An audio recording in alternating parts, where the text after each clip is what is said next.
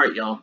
We're going to talk about prototypes, and I'm going to explain it as best I can in plain English so that we as a class have a reference to go back to about this topic where I'm reflecting on what all of us, including myself, just learned about prototyping in this morning's lesson.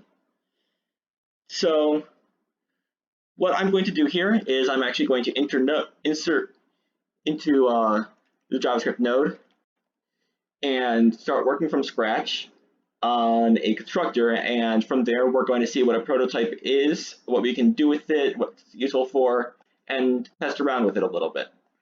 So first I'm going to start by making a user kind of in the same way that we did in class. This.name equals name, this.email equals email, and this.runs equals empty array, end.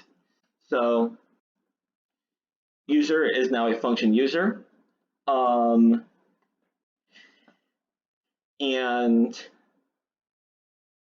we can create user objects with, for example, const Joe Costello equals new user with the name being Joe and the email being joe@aol.com, for example.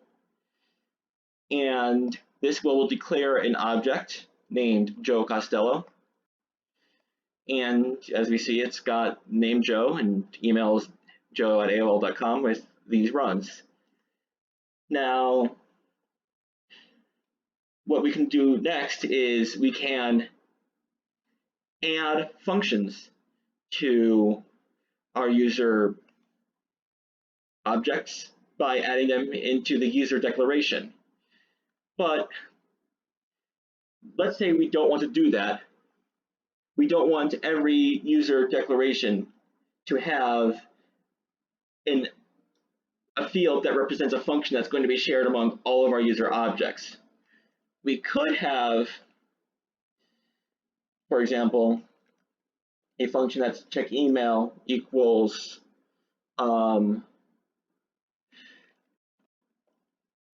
return this.email.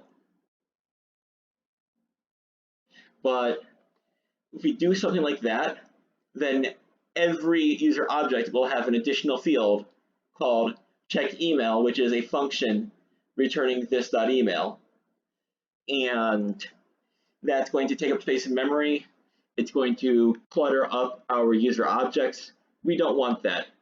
Instead, what we're going to do is we're going to access the user prototype. We can see what those things are by checking Joe Costello dot underscore underscore PROTO underscore underscore. And this is going to show its own object, which is going to be inherent to every user. And this object is going to have its own set of functions that can act on all users.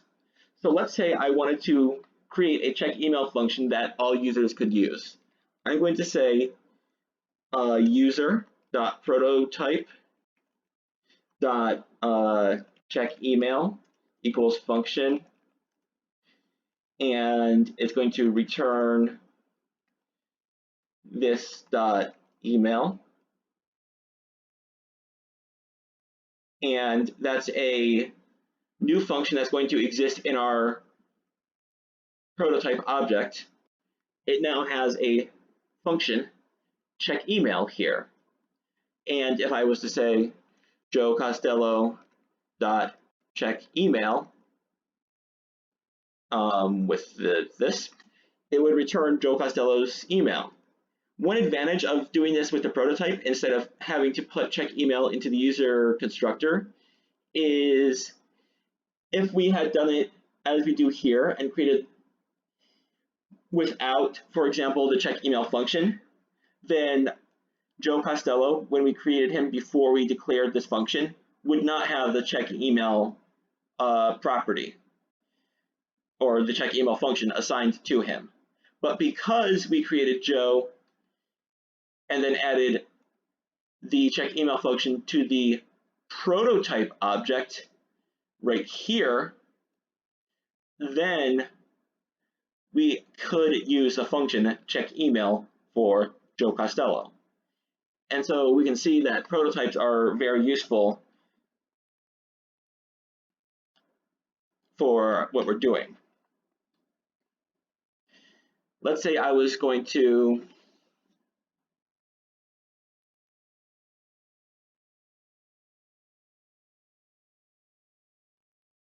So yeah, I hope this helps us understand prototypes. Prototypes are their own object that users have access to. They have their own special set of functions that we define.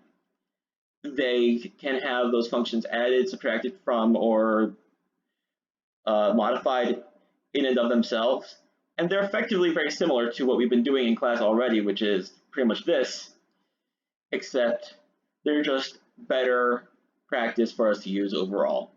So I hope this helps with reviewing our class today. Thanks for watching.